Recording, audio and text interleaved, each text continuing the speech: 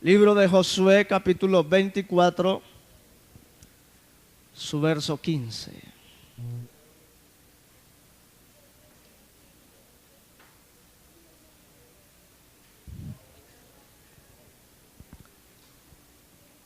Si a la par suya hay algún amigo, préstele la Biblia para que pueda leer con nosotros la sagrada palabra del Señor. Libro de Josué, capítulo 24, versículo 15. Dice así la palabra de Dios en el nombre del Padre, del Hijo y del Espíritu Santo. Amén. Y si mal os parece servir a Jehová, escogeos hoy a quien sirváis, si a los dioses a quienes sirvieron vuestros padres cuando estuvieron al otro lado del río, o a los dioses de los amorreos en cuya tierra habitáis, pero yo y mi casa serviremos a Jehová. ¿Puede decir conmigo esa palabra? Pero yo y mi casa serviremos a Jehová. Amén. Padre, aquí estamos una vez más. Oramos para que tu Espíritu Santo sea tomando el control en esta hora y sea llevando esta palabra, Señor, para nuestra bendición, para nuestra edificación, Padre, en el nombre de Jesús. Señor, queremos que tu Santo Espíritu nos trace esta palabra y la escriba en lo más profundo de nuestro corazón para nuestra enseñanza, para nuestra edificación, Padre. Cúbrenos con tu sangre maravillosa en esta preciosa hora y recibe tú toda la gloria y toda la honra, porque a ti solo pertenece. Amén y amén. Aleluya. Pueden sentarse, mis hermanos. No deje de glorificar el nombre del Señor. Aleluya. Quisiera hablar sobre el tema, y si mal os parece servir a Jehová. ¿Cuál es el tema, hermanos? Si mal os parece servir a Jehová. Estas palabras fueron dichas por el patriarca Josué, por el caudillo del pueblo de Israel, quien tomó el cargo a la muerte del siervo Moisés y quien tuvo una ardua tarea con respecto al pueblo de Israel, y fue que tuvo que entrar con el pueblo y poseer la tierra prometida, conquistarla. 25 años pasaron después de que Josué tomó el liderazgo del pueblo, los introdujo a la tierra, les ayudó a conquistarla y luego, en una forma equitativa, justa, comenzó a repartirles la heredad a cada una de las 12 tribus de Israel. Al término de este tiempo, entonces, estas palabras prácticamente son el mensaje y el sermón de despedida de Josué para el pueblo. Ya Josué sabía que tenía que morir y tenía que despedirse de alguna manera del pueblo, y los reunió a todos y les entregó este mensaje del capítulo 24. Y entonces les entrega estas palabras contundentes y les dice: si mal os parece servir a Jehová, sin antes haberles recordado, escuche bien, de dónde Dios los había sacado. Usted tendrá que leer todo el capítulo para poder entender la esencia de esta palabra. Pero Josué les hace un recuento desde cuando ellos eran esclavos, aún desde antes de que fuesen formados como pueblo de Israel. Y comienza con Abraham, cuando Dios llama a Abraham y le dice que de su simiente él haría una nación, y que esa nación sería bendita entre todas las naciones de la tierra, y que a su vez esa nación iba a bendecir a todas las naciones de la tierra. Les narra de cómo fueron luego llevados cautivos y esclavos allí en Egipto, y que por espacio de 430 años estuvieron allí, sus últimos años, bajo el yugo de la esclavitud egipcia. Pero de igual manera les dice, Dios le levantó un libertador y con mano poderosa Dios los sacó de allí y los introdujo por el desierto. Y durante un espacio de 40 años los llevó y los trajo de aquí para allá, pero siempre bajo el cuidado y bajo la guianza de Dios. En otras palabras, Josué lo que quería hacerle ver a este pueblo ya al término de su carrera era que hicieran una reflexión retrospectiva de lo que Dios había hecho hasta ese momento con ellos. Y cuando uno va a la historia del pueblo de Israel, encuentra que ese pueblo tiene las más grandes evidencias del poder de Dios. Las más grandes y contundentes evidencias del poder y de la majestad divina están consignadas en la historia del pueblo de Israel. Por eso podríamos decir en esta noche que los verdaderos testigos de Jehová son el pueblo israelita, son el pueblo judío. Porque en ellos se manifestó permanentemente la gloria de Dios. Era un pueblo de esclavos cuando fueron libertados de Egipto y fueron llevados por un desierto lleno de naciones poderosas, de ejércitos poderosos, con el deseo y con la promesa de ir a conquistar una tierra que ellos no conocían. Pero con la seguridad de que Dios iba delante de ellos. En un desierto no hay agua. Sin embargo, el pueblo no pereció de sed. De una forma milagrosa y extraordinaria, este pueblo tenía agua todos los días. Cuando recién entraron al desierto, lógicamente sintieron sed y se quejaron contra Moisés y contra Dios de la misma manera. Y entonces dijeron: nos sacaste de Egipto para que muriésemos de sed en este desierto. Y entonces Dios, de una forma milagrosa, la Biblia dice que una roca lo seguía y que de esa roca, de ese pedernal, salía agua para saciar la sed de este pueblo. Tipológicamente esa roca es Cristo el Señor. Los estudiosos de la Biblia dicen que a lo mejor no era una roca literal, no era una piedra grande que lo seguía de una forma extraordinaria, sino que más bien Dios diseñó en el desierto un acueducto subterráneo. Alabado sea Dios, y que donde quiera el pueblo llegaba y cavaba al poco espacio, a la poca profundidad, encontraban agua para beber. Si alguno tiene la oportunidad y la experiencia de haber estado en un desierto, sabe que la escasez de agua es rotunda, es contundente. Pero Dios, por espacio de 40 días, mis hermanos y amigos, esto no fue de 1 ni de 2 meses, fueron 40 años que Dios fielmente les daba agua para saciar la sed de este pueblo.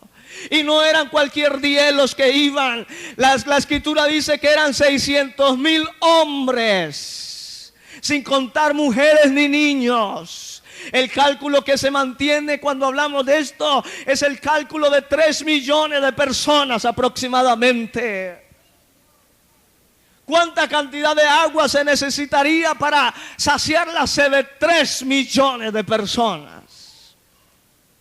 Pero el Dios Todopoderoso, el Dios que es experto en hacer cosas maravillosas, no le fue problema durante 40 años mantenerle un acueducto subterráneo a este pueblo. Y el pueblo de ahí en adelante nunca más se volvió a quejar de que tenía sed, porque Dios fue fiel a ese pueblo. De igual manera, cuando el pueblo sintió hambre, se quejaron nuevamente contra Moisés y contra Dios. Las mismas palabras: nos sacaste de Egipto para que muriésemos en este desierto de hambre. Entonces Dios se diseñó la idea de enviarles pan del cielo todos los días. Y por espacio de 40 años, fielmente, mis hermanos, Dios nunca le faltó con el alimento diario. El maná era especie de una hojaldra hecha allá en la panadería más exquisita del universo. en la panadería del cielo, aleluya, con la receta del mejor panadero del mundo y del universo. Ese maná, esa hojaldre, tenía todas las proteínas, todas las vitaminas, calorías que el cuerpo necesitaba para un desarrollo normal. Porque a mí la escritura me dice que ninguno pereció de enfermedad en el desierto. Ninguno de los 3 millones de personas que Dios sacó de allá de Egipto murieron por causa de la enfermedad, porque estaban bien alimentados por Dios. Aleluya. 40 años, fielmente Dios, muy temprano en la mañana, a domicilio, les mandaba el alimento, les daba su ración diaria. El día sexto, es decir, el viernes, le mandaba doble porción, porque el día sábado la panadería del cielo no trabajaba.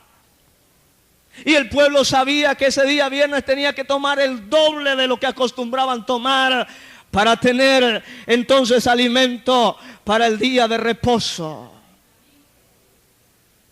Fueron 40 años que Dios nunca le faltó con su alimento. Es algo que a la razón humana y a la lógica humana no tiene explicación, pero que la escritura lo deja muy bien sentado. Dios lo hizo. Y de hecho, Dios quiso preservar, óigalo bien, Dios quiso preservar la evidencia de que Dios fue fiel y que Dios les envió alimento del cielo.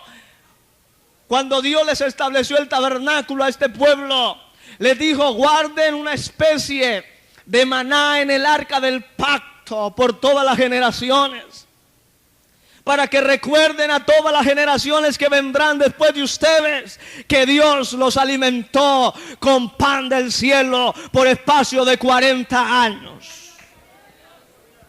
Aleluya. ¿Qué más podríamos decir con respecto a esta grandeza de Dios para con el pueblo? El vestido, óigalo bien, el vestido del pueblo de Israel. Allí no habían almacenes, no habían sastrerías, no habían modisterías. Lo que nos sugiere la palabra es que los niños que salieron de Egipto, en la medida que ellos iban creciendo, sus vestidos se iban creciendo también, de una forma milagrosa. Igualmente sus sandalias, porque no habían zapateros, no habían almacenes de zapatos.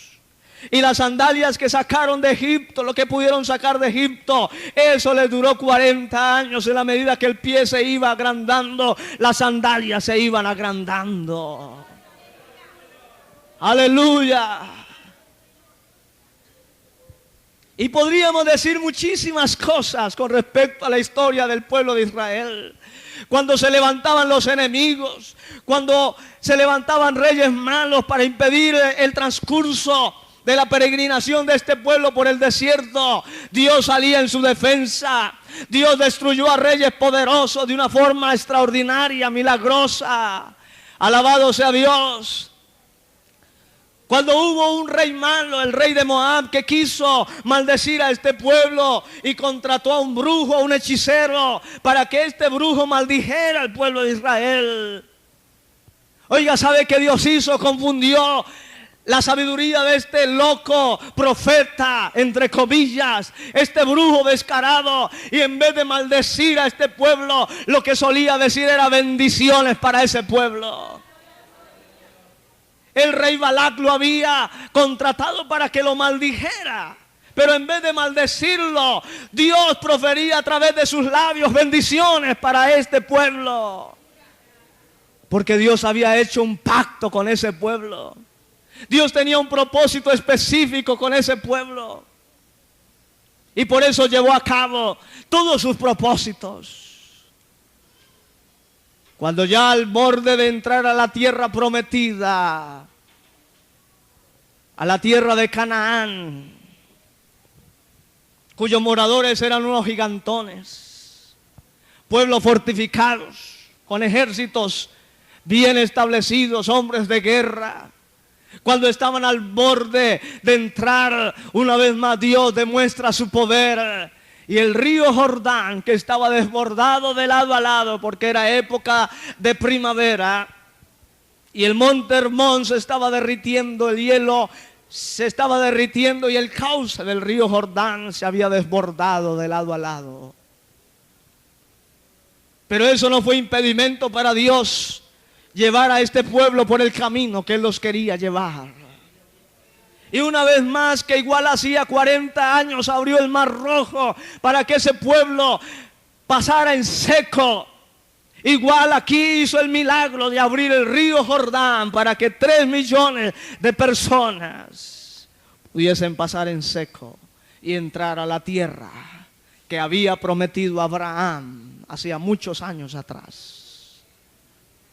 Alabado sea el Señor. Pero ahí no termina todo, hermano. Dios sigue manifestando su poder. La primera ciudad que conquistan fue la ciudad de Jericó, la ciudad más amurallada de toda aquella tierra, la ciudad más fuerte, la ciudad cuyo ejército era el más poderoso. Sin embargo, en una serie de acontecimientos extraordinarios, Dios les entrega esta ciudad en 7 días. Creo que todos conocen esta historia. Dios les ordena a este pueblo darle 7 vueltas, una cada día, y el último día darle 7 vueltas, y que al término de estas vueltas todos gritaran y adoraran a Dios, cosa que hicieron al pie de la letra, y dice la Escritura que los muros se cayeron sin explicación alguna, sin lógica alguna, porque nadie puede explicar esto. Porque Dios es soberano de hacer las cosas que Él quiere hacer en contra de la lógica y la razón humana. Pero los muros cayeron y el pueblo entró y conquistó la primera ciudad, la más fortificada, la más fuerte, como primicia de la conquista. Como diciéndole: Dios, ahí les regalo, ahí les entrego la ciudad más poderosa, para que de ahí en adelante reciban estímulo y reciban fuerza para seguir conquistando la tierra que yo les quiero dar por heredad. De hecho, eso sirvió para que el pueblo fortaleciera su fe y su confianza.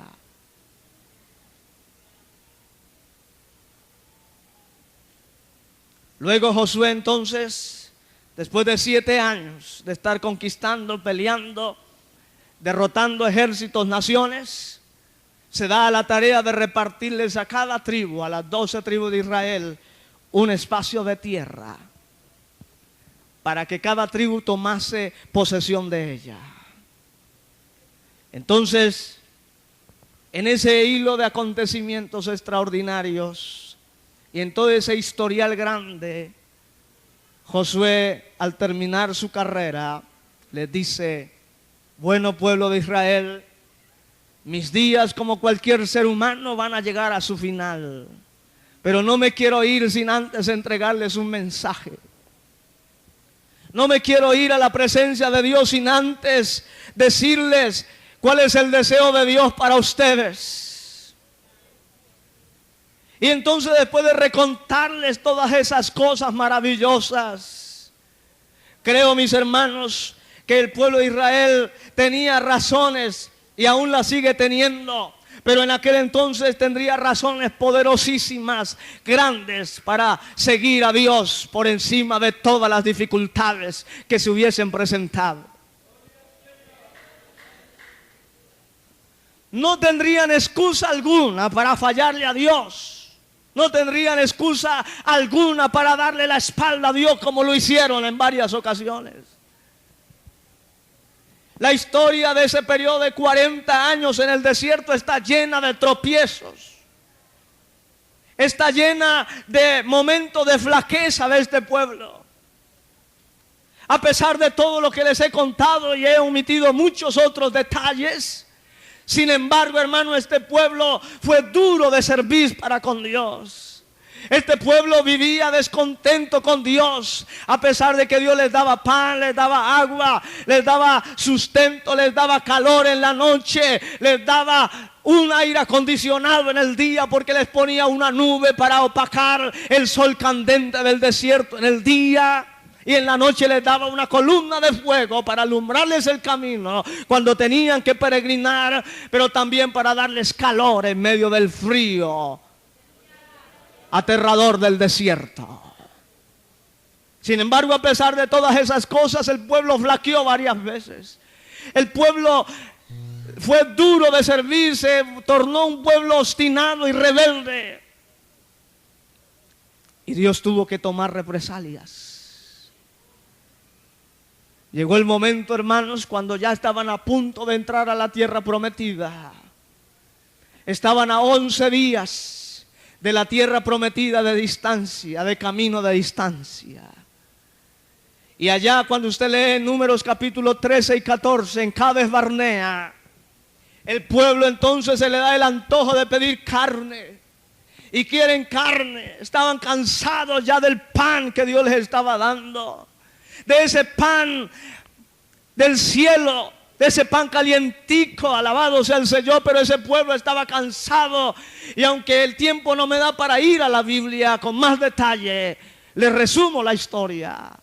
Este pueblo dice: estamos hastiados de este pan tan liviano. Oiga, qué manera tan, vamos a decir, tan grosera como este pueblo se expresó para con Dios. Estamos hastiados de ese pan tan liviano. Todos los días lo único que tenemos para comer es ese pan que ya nos hastea. Queremos carne, dijeron. Y entonces Dios dijo: está bien, muchachos, ¿quieren carne? Carne van a tener. Y les envió, hermanos, un montón de codornices. Que dice la Escritura que comieron hasta que se les salió por las narices. Era tanta la comida que tenían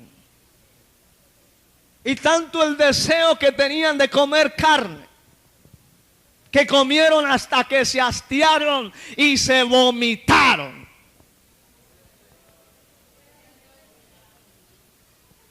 Pero sabe,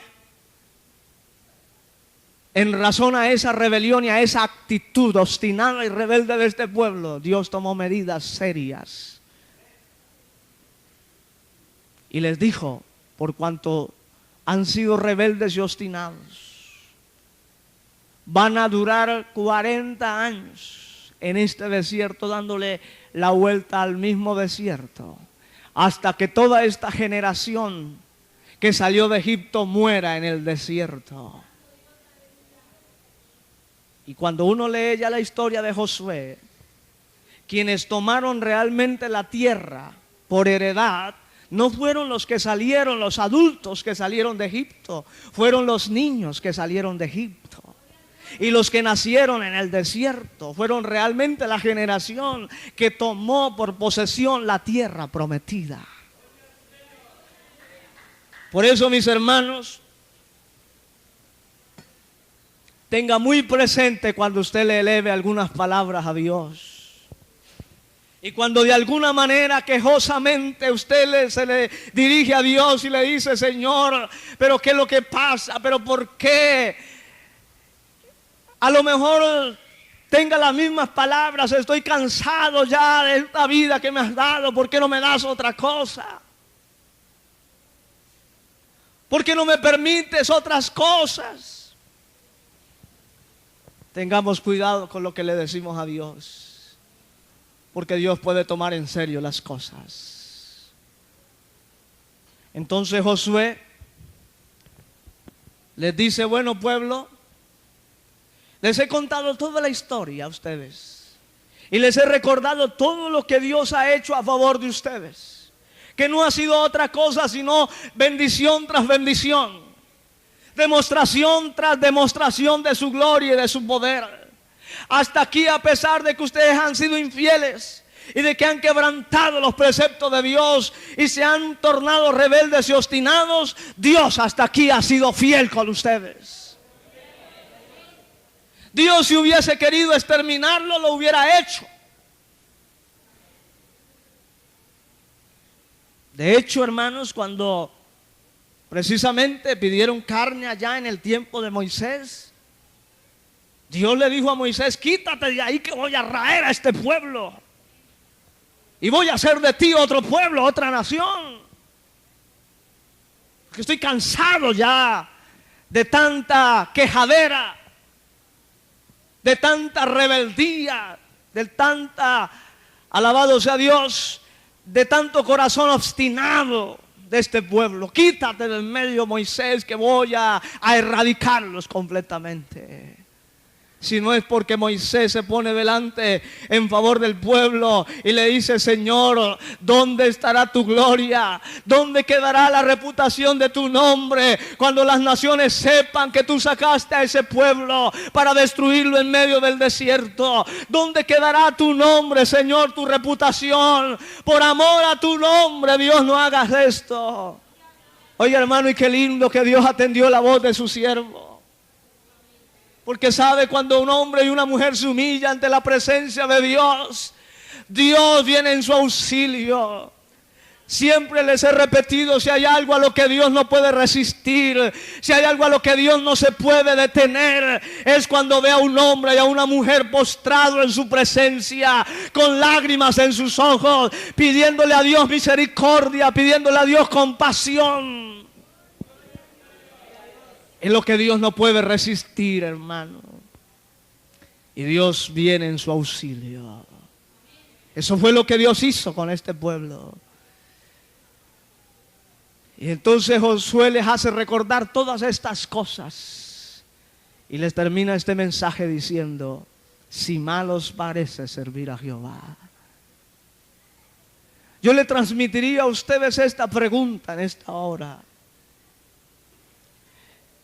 ¿Les parece a ustedes mal servir a Jehová?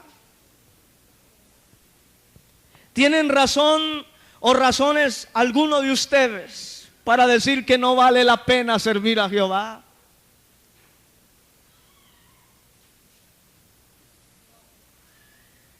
Creo que no hay, hermano.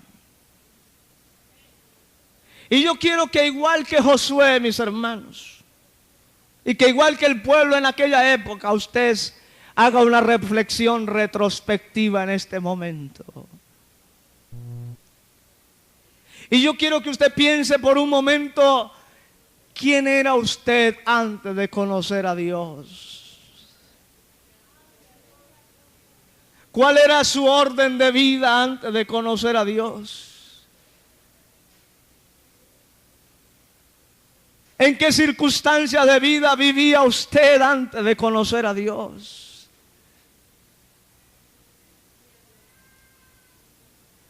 Y después de hacer ese análisis, mírese ahora y haga la comparación. ¿Qué ha hecho Dios con usted hasta aquí?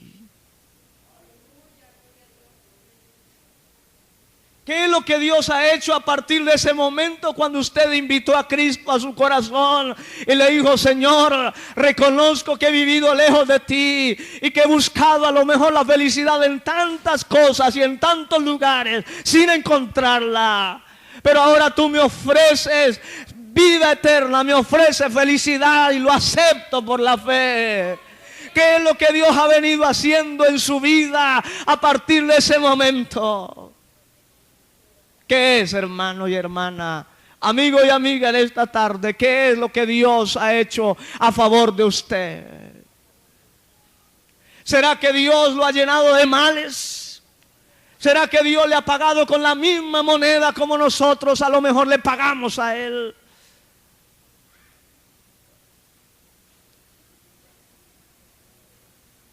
¿Será que Dios nos ha colmado de maldiciones? Creo que es todo lo contrario.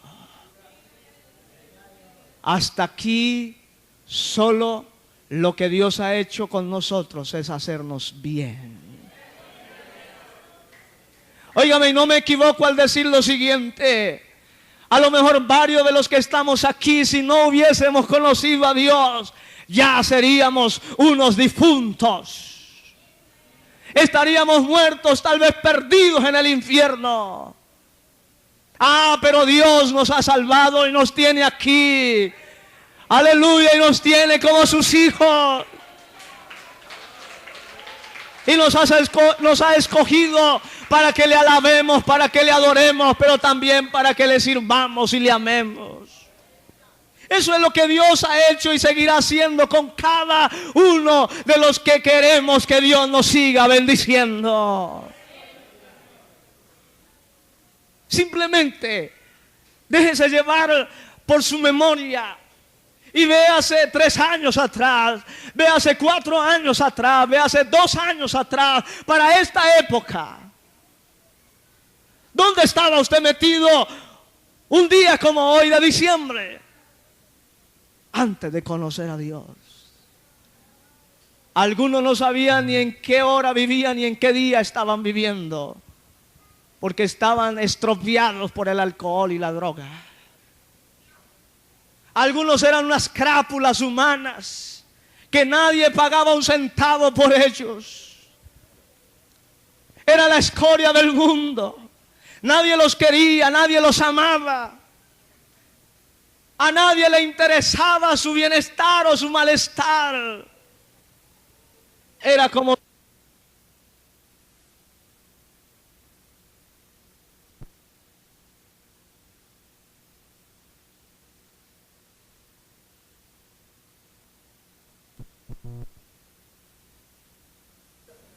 Pero ahora, ¿quiénes somos? Ahora al menos tenemos alguna reputación. Al menos tenemos alguna presencia. Al menos tenemos principios. Antes no sabíamos vestirnos, vestíamos como crápulas humanas. Hoy al menos nos vestimos decentemente. Hoy tenemos unos zapatos más o menos bien lustrados. Antes vivíamos de cualquier manera. No nos interesaba nuestra autoestima, no nos interesaba nuestro semblante. Algunos parecían Matusalén con una barba hasta la barriga, todos mechudos, desgreñados, como mal llamados desechables de la calle.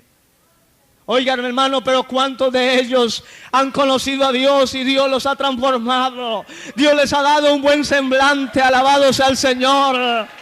Dios les ha dado presencia. Y hoy por hoy,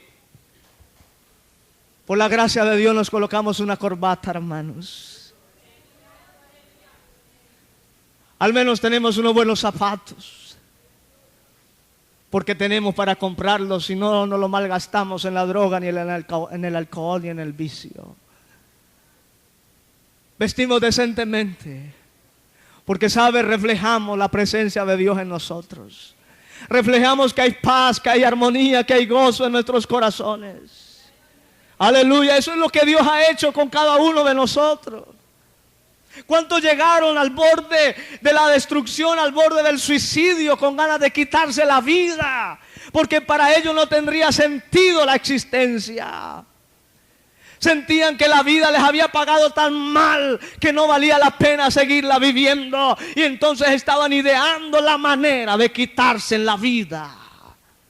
En esa circunstancia se les apareció el Señor y les dijo: un momento, muchacho, aunque su vida no vale nada, permítale tomarla en mis manos y le haré una vida valiosa. Le daré valor a esa vida, a esa crápula humana. Permita tomarla en mis manos y la haré nueva. Eso es lo que Dios ha hecho con muchos de los que estamos aquí.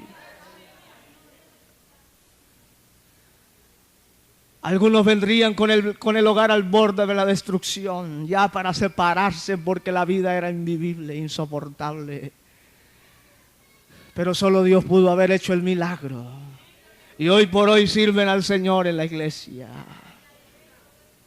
Palabra me faltaría, mis hermanos, para seguir hablando y hablando y hablando de todo lo que Dios hasta aquí ha hecho a favor de nosotros.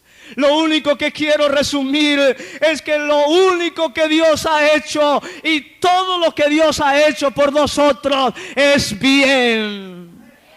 Es bendecirnos, aleluya. Es darnos de sus bendiciones, de su gracia. Es extendernos su mano cuando así lo hemos necesitado. Que en medio de nuestra flaqueza Dios nos extiende su mano y nos levanta. Aun cuando tenemos crisis, alabado sea Dios, en nuestra vida espiritual, aún ahí está el Espíritu de Dios para fortalecernos, para ayudarnos, para consolar nuestras lágrimas, para mitigar nuestro dolor, para sentirnos que estamos acompañados y no solos en este camino. Es realmente lo que Dios ha hecho con cada uno de nosotros.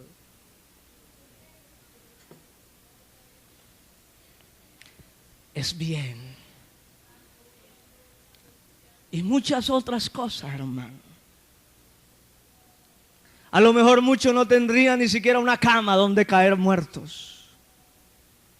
Pero Dios los ha bendecido. Y no solamente les ha dado una cama, les ha dado tal vez un techo donde vivir dignamente. Y aunque con la escasez en que vivimos, Dios les ha provisto de lo necesario. Aleluya. ¿Y cuántos de nosotros no tenemos razones, ni la más mínima razón para decir que hemos aguantado hambre? Porque Dios ha sido fiel hasta este momento y Dios nos ha provisto del alimento diario. Porque podemos decir a boca llena, como dijo el salmista David: joven fui y he envejecido, y no he visto justo desamparado, ni su descendencia que mendigue pan. Óigame, hermano, porque Dios en medio de la crisis hace sus milagros. Es verdad, no quiero decir que no hayamos tenido momentos de crisis y de escasez. Las hemos tenido, pero Dios en medio de las crisis, en medio de la escasez, Dios ha hecho milagros a favor nuestro. Dios ha provisto para nuestras necesidades. Y todos hemos tenido el alimento que hemos necesitado. Yo podría preguntar en este momento: ¿cuántos tienen un testimonio de la provisión divina en sus propias vidas? Levanten la mano. La gran mayoría, hermano, por no decir que todos. Pero Dios es experto en hacer milagros, hermano. Dios es experto en abrir y poner mesa en el desierto cuando no hay nada, alabado sea Dios. Cuando la alacena está vacía, Dios es experto en poner mesa en el desierto y proveer para nuestras necesidades. Lo único que tenemos que hacer es simplemente confiar y esperar en la provisión divina. Pero Dios lo ha hecho y lo seguirá haciendo. Es por eso, mis hermanos y amigos, en esta noche, que este mensaje bien poderoso y bien contundente, frente a todas estas evidencias del poder de Dios, de la presencia de Dios con nosotros, pregunto en esta noche: ¿y si mal os parece servir a Jehová? ¿Les parece mal estar sirviendo a Dios? ¿Les parece mal o les parece que están equivocados de camino? ¿Les parece que este no es el lugar indicado para su vida? ¿Les parece que se han equivocado al tomar la decisión de servir a Cristo? ¿Y si mal os parece servir a Jehová? ¿Alguno tendrá alguna razón para decir: no quiero seguir este camino porque simplemente me equivoqué, porque simplemente lo que me dijeron era una basura, era una mentira, me defraudé de este camino, me defraudé de Dios? ¿Habrá alguno que pudiera decir esto? Lo dudo que lo haya. Porque a pesar de que aún en nuestra naturaleza humana nos sintamos defraudados de Dios, Dios no tiene la culpa. Aunque usted se sienta que se ha equivocado y aunque se sienta que no eres capaz de seguir en este camino, Dios no tiene la culpa de eso. Lo único que Dios ha hecho es simplemente proveer el camino y trazar el camino por donde usted y yo tenemos que caminar. Lo único que tenemos que hacer es poner nuestros pasos donde Cristo los puso, y eso es más que suficiente.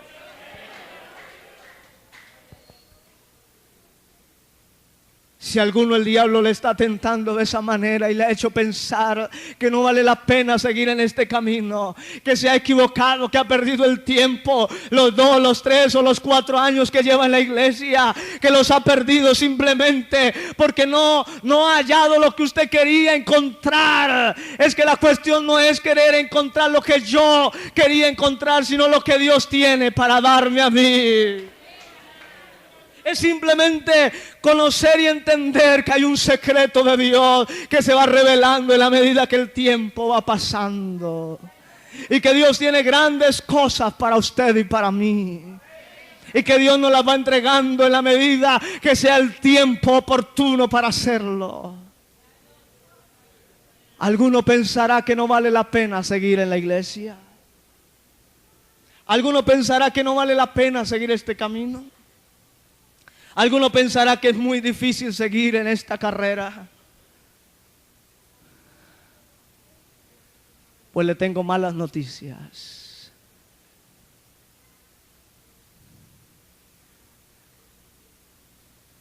Dios no tiene la culpa de que usted piense de esa manera.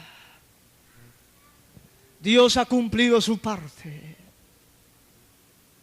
Y Dios lo único que nos ha hecho es hacernos bien. Es rodearnos de bendiciones.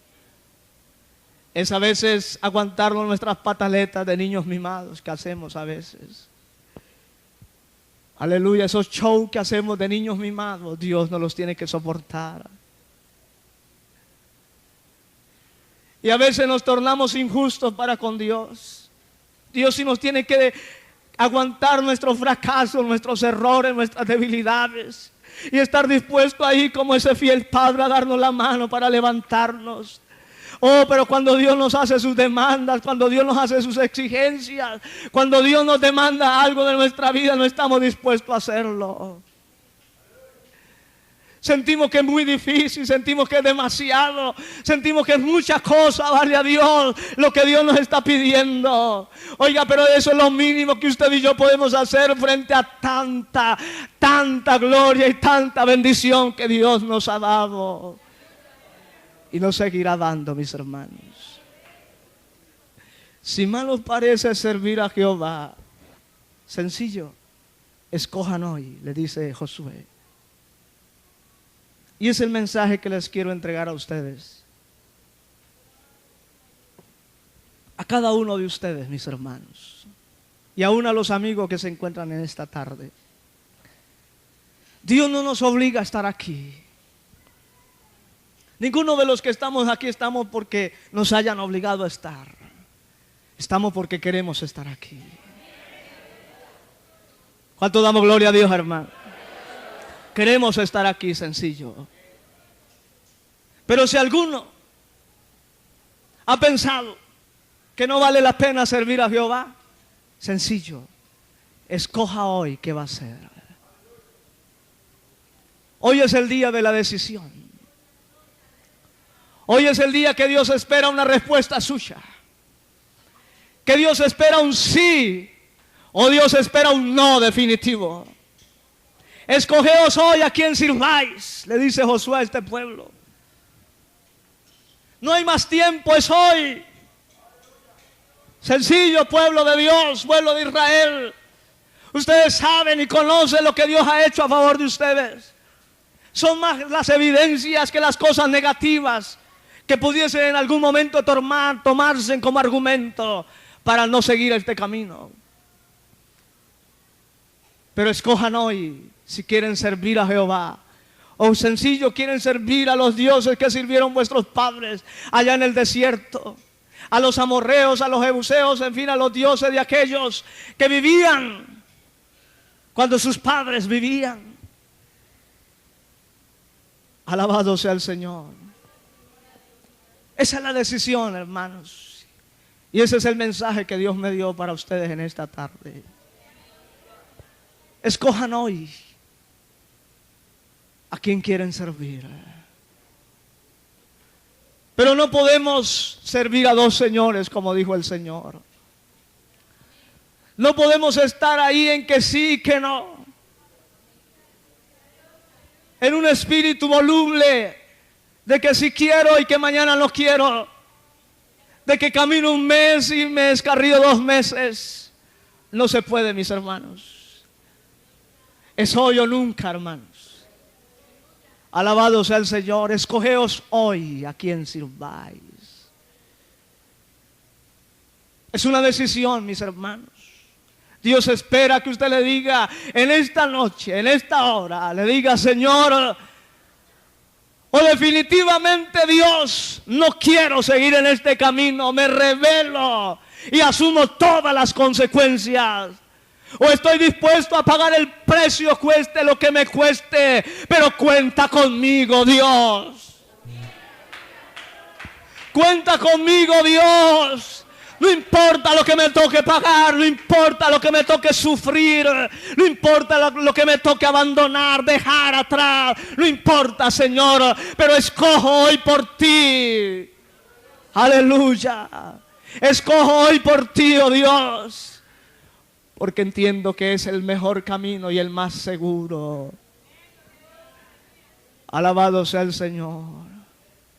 Y entonces Josué, frente a esta determinación y frente a este, digámoslo así de esta manera, este juicio que le está haciendo al pueblo, culmina diciendo sus palabras: pueblo, entienda que aunque ustedes no quieran servir a Dios, y aunque ustedes estén divagando en 2 pensamientos, y aunque ustedes estén en un sí y en un no, en cuanto a mí se refiere, yo y mi casa serviremos a Jehová.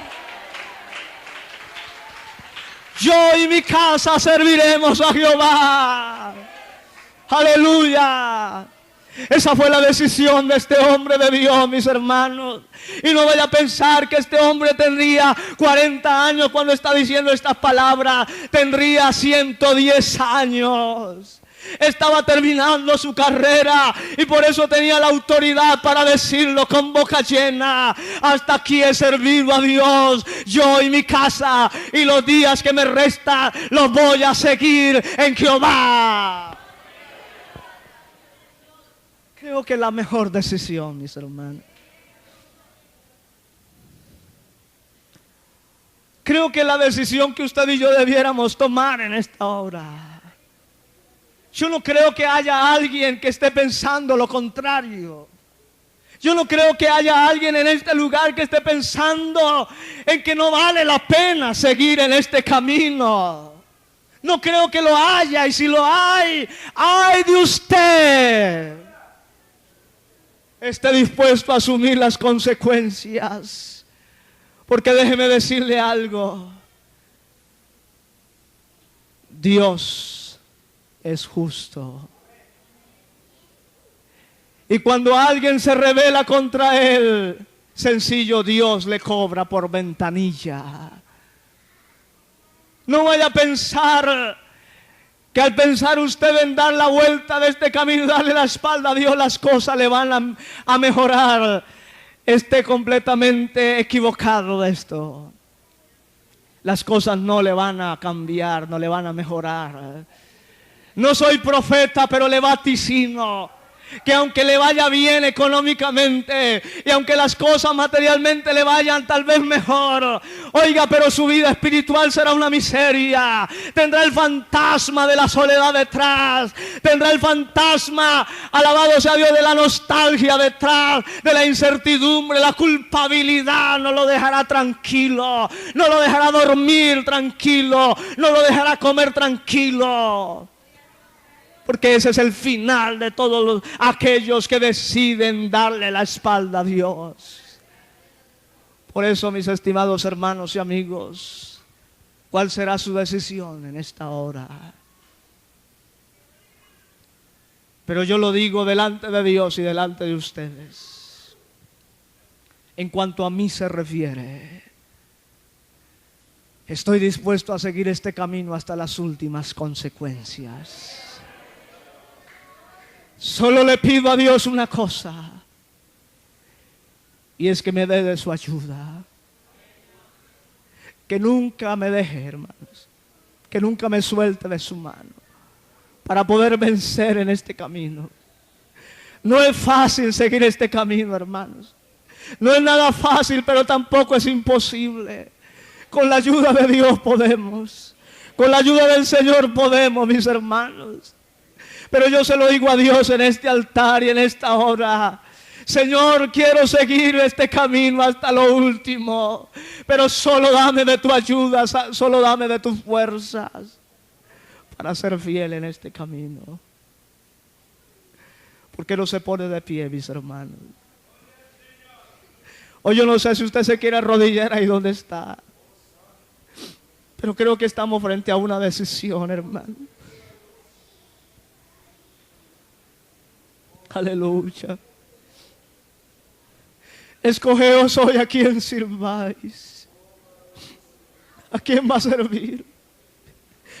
¿Va a servir a Dios o va a servir al mundo? Aleluya. ¿Va a servir a la justicia o va a servir al pecado? Aleluya. Ojalá podamos decir todos en esta noche cual Josué: yo y mi casa serviremos a Jehová. Yo y mi casa serviremos a Jehová. Aleluya. No importa el precio que tengamos que pagar. No importa el precio que tengamos que pagar. Aleluya. Es la mejor decisión que un hombre y una mujer puede tomar en su vida. Alabado sea su nombre.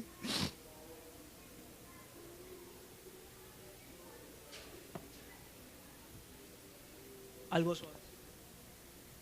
Aleluya.